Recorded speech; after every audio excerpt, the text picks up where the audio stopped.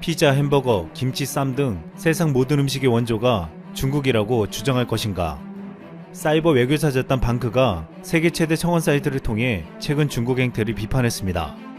지난 19일 방크는 전 세계 3억 명 이상이 가입한 청원 사이트 체인지 다다오르지에 중국의 한국문화 절도 행위를 규탄한다는 제목의 청원을 올렸습니다. 방크는 청원에서 중국 누리꾼과 소속사가 한국 고유 식문화를 훔치려고 하면서 김치와 쌈이 중국 고유 식문화라고 주장한다고 비판했습니다. 이어 중국은 이미 십수년 전부터 고구려와 발해 역사를 중국 역사라고 왜곡해 전세계 홍보해왔고 한복을 중국 전통 의복이라고 억지 주장했다고 설명했습니다. 방크는 이는 중국의 맹목적 국수주의와 중화민족주의가 결합된 것이라며 중국 누리꾼과 기업, 중국 정부까지 개입해 노골적으로 한국 문화를 도적질하는 행위를 규탄한다고 말했습니다. 최근 한국인 유튜버 햄즈가 몇 달 전 올린 쌈밥 먹는 영상을 두고 중국 누리꾼들의 악성 댓글이 이어졌습니다. 햄즈가 한 구독자의 댓글에 좋아요를 누른 것을 문제 삼은 것입니다. 그 댓글에는 이거 보니까 열받는다. 중국 놈들이 이젠 쌈도 자기네 전통 문화라고 하던데 라고 적혀 있었습니다. 특히 여기서 중국 놈이라는 표현이 번역기를 통해 중국어로 욕설로 번역되면서 논란은 더욱 커졌습니다. 이에 햄즈는 중국 분들이 오해할 만하게 번역돼 그 부분에 대해선 사과드렸다.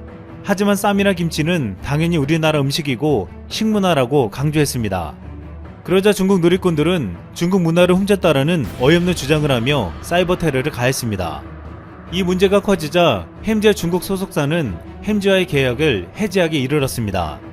햄즈는 중국 활동을 위해 김치를 중국 음식이라고 말해야 한다면 중국 활동을 하지 않겠다는 입장을 당당하게 밝혔습니다.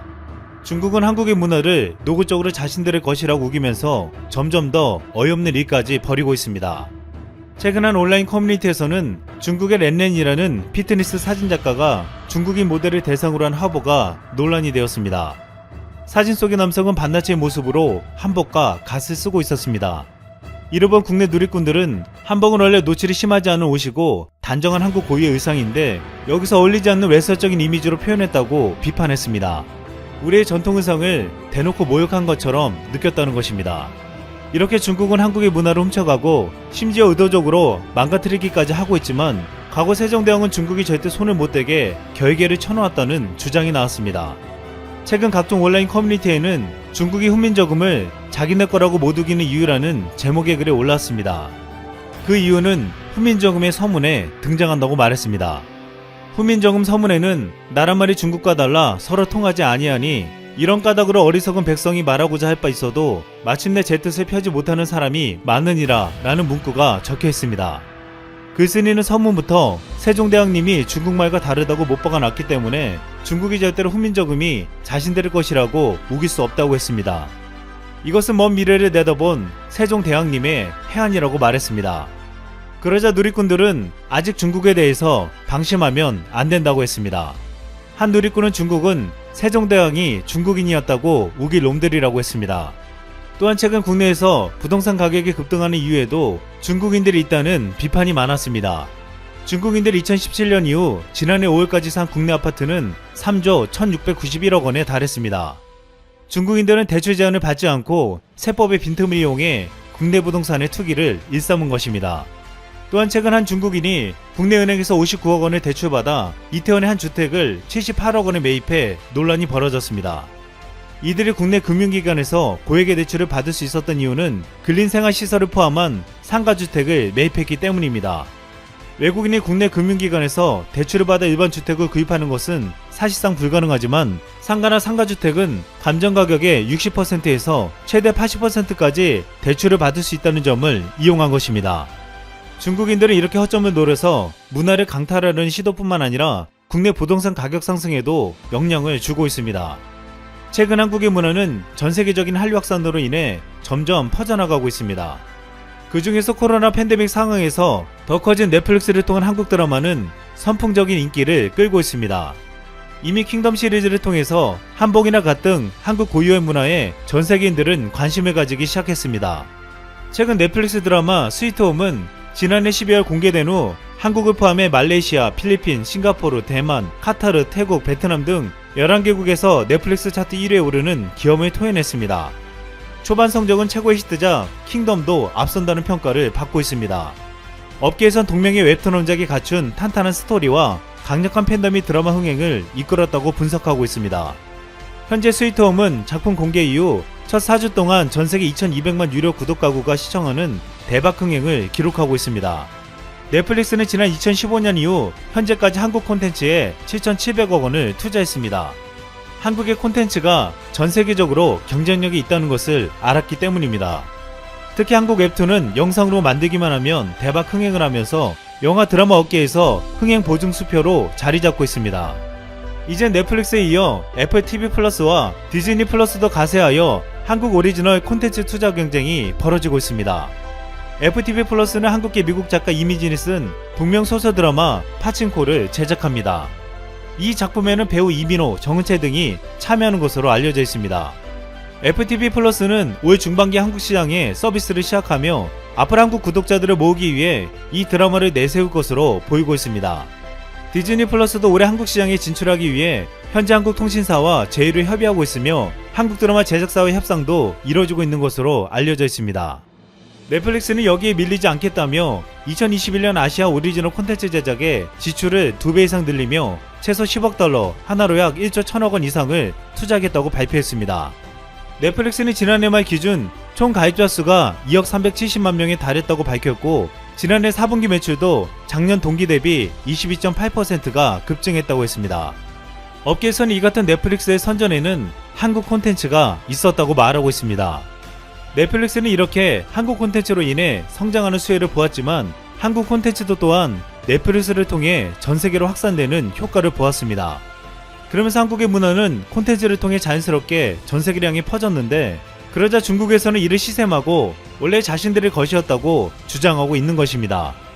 넷플릭스의 창업자인 리드 헤이스팅스는 중국 시장에 진입하기 위해 시간을 투자한 적이 없다고 밝힌 바 있습니다. 헤이스팅스는 지난해 CNBC와 인터뷰에서 넷플릭스는 수년 전 중국 정부로부터 거절당했다면서 그 다음부터 수년간은 중국에 어떤 시간도 투자하지 않았다고 말했습니다. 이어 인도, 한국, 일본, 인도네시아 등 중국의 아시아 지역에서도 많은 기회가 있으며 유럽, 라틴 아메리카 지역에도 기회가 있다고 말했습니다. 중국은 거대 시장이지만 전혀 미련이 없다는 것입니다. 중국은 아직도 넷플릭스를 허용하지 않고 있습니다. 최근 중국의 억만장자 마윈은 중국 당국을 비판하고서 자체를 감춘 후 3개월 만에 나타났습니다. 그리고서 한 말이 국가에 봉사하는 게 기업가들 책임이라는 말이었습니다.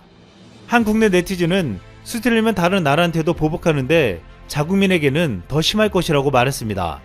그러자 또 다른 네티즌은 이렇게 말했습니다. 저 마윈은 그 마윈이 아닐 수도 있음. 이상 쓸멍이었습니다.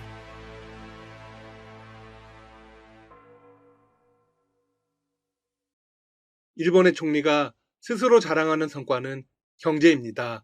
그런데 이걸 어쩌죠? 일본의 올해 2분기 경제가 그야말로 폭락했습니다. 세계 금융 경제 위기가 왔던 2009년보다 더 심각한 수준으로 떨어졌습니다. 일본 당국은 2분기 실질 국내 총생산이 전분기와 비교해 7.8% 줄어들어 3분기 연속 감소세를 기록했다고 발표했습니다.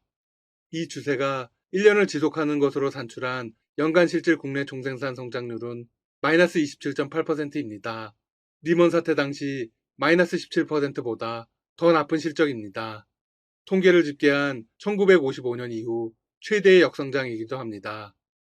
신기록이죠. 이번 사태로 일본은 핵심 산업인 자동차의 수출도 18.5% 이상 격감했습니다. 일본 경제에 초비상이 걸렸습니다. 물론 이런 결과가 나온 데는 긴급사태 선포의 영향이 큽니다. 외출과 여행 등 대외 활동을 억제하면서 개인 소비가 크게 줄었기 때문입니다. 국내 총생산에서는 개인 소비가 매우 중요합니다. 일본 정부는 소비를 진작시키고 경기를 부양하기 위해 1인당 10만엔, 우리 돈 약 112만 원의 지원금을 지급했습니다. 하지만 소비 절벽을 상쇄하는 데는 도움이 되지 못했습니다. 문제는 코로나의 재확산입니다. 일본 현지에서는 연일 1000명 이상의 신규 환자가 나오고 있습니다. 그러다 보니 경제 부진은 더욱 길어질 수 있죠. 일각에서는 제2차 긴급사태를 선포해야 한다는 목소리가 나오고 있습니다. 하지만 아베 총리는 극구 거부하고 있죠. 네, 경제 때문입니다. 하지만 제2차 긴급사태를 발령하지 않더라도 소비 반등은 어렵다는 게 전문가 대부분의 평가입니다. 이미 소비 심리가 얼어붙었기 때문입니다. 로이터 등 해외 언론들은 이런 평가를 내놓고 있습니다. 2012년 재집권한 아베 총리는 엔 약세를 통한 수출 강화 정책, 이른바 아베노믹스를 밀어붙였다. 하지만 엄청난 수렁에 빠졌다. 현재 일본의 경제 규모는 2011년 2분기 수준으로 되돌아갔다. 코로나가 아베노믹스의 성과를 지워버렸다. 대단히 정확한 진단입니다. 그 결과 아베 총리의 지지율은 급락하고 있습니다. 총리의 불행은 여기서 끝이 아닙니다. 지난 17일 아베 총리는 게이오대 병원에서 건강검진을 받은 뒤 7시간 만에 병원을 나왔습니다. 지난 6월 건강검진에 이어 2달여 만에 또 장시간 추가 검사를 받은 것입니다. 현지 언론들은 이 소식을 대서특필했습니다. 아베 총리의 측근들은 그저 통상적인 건강검사라고 입을 모았습니다. 하지만 이는 사실이 아닌 것으로 분석됩니다. 왜냐하면 아베 총리의 입원은 사전에 예정돼 있지 않은 것으로 알려졌기 때문입니다. 따라서 최근 제기된 건강 이상설과 맞물려 주목받고 있습니다. 일본의 한 시사 전문지는 아베 총리가 지난 6일 집무실에서 피를 토했다는 보도를 내보냈습니다. 이후 그의 걸음걸이가 눈에 띄게 느려져 예전 같지 않다는 분석도 나왔습니다. 실제로 TBS는 총리가 관저 현관문을 들어와 기자들이 기다리는 로비를 지나 엘리베이터를 타기까지 걸린 시간을 측정했습니다. 같은 거리를 걷는 아베 총리의 걸음걸이가 5월에는 19.10초, 6월에는 19.14초, 7월에는 19.62초로 늦어지더니 8월에 들어서는 20.83초를 기록했습니다. 방송은 이달 들어 지난 4월에 비해 2.59초가 길어졌다며 건강 이상 문제를 제기했습니다. 피로가 누적된 것으로 보인다. 한쪽 다리가 아픈 듯 천천히 걷거나 걷다가 벽을 잡는 모습도 여러 차례 목격됐다. 우려를 더욱 키운 건 총리의 과거 병력입니다. 아베 총리는 1차 집권 당시 지병인 궤양성 대장염이 악화돼 총리에서 물러났습니다. 2012년 재집권 당시에도 과거 병력이 문제가 되었습니다. 하지만 아베 총리는 신약을 복용하고 증세가 호전되었다고 밝혔죠. 당시 인터뷰에서 그는 완치라는 표현을 쓰지 않았습니다. 신약으로 조절이 가능한 상태라 건강에 각별히 조심하겠다고 밝혔습니다. 아베 총리는 17살 때 대장염을 처음 앓기 시작해 평생 이 질환에 시달려 왔다고 스스로 고백했습니다. 이에 일본의 정치권도 긴장하고 있습니다. 자민당은 아베 총리가 한계에 다다른 것 같다고 평가했습니다. 야당은 일제히 총리를 교체해야 한다고 목소리를 높이고 있습니다. 현재 총리의 건강 상태는 정확히 밝혀지지 않았습니다. 다만 아베 총리는 오는 24일로 연속 재임 일수 기준 역대 최장수 총리가 됩니다. 이런 상황을 근거로 총리가 이번 달 말에 퇴진할 것이라는 추측까지 나오고 있습니다. 아베 총리 측은 분위기를 의식했는지 검사를 마치고 바로 병원을 나왔습니다. 원래는 하룻밤 입원 후 18일에 퇴원할 예정이었습니다. 하지만 급하게 일정을 변경했죠. 아무래도 아베 총리의 퇴진이 얼마 남지 않은 듯합니다.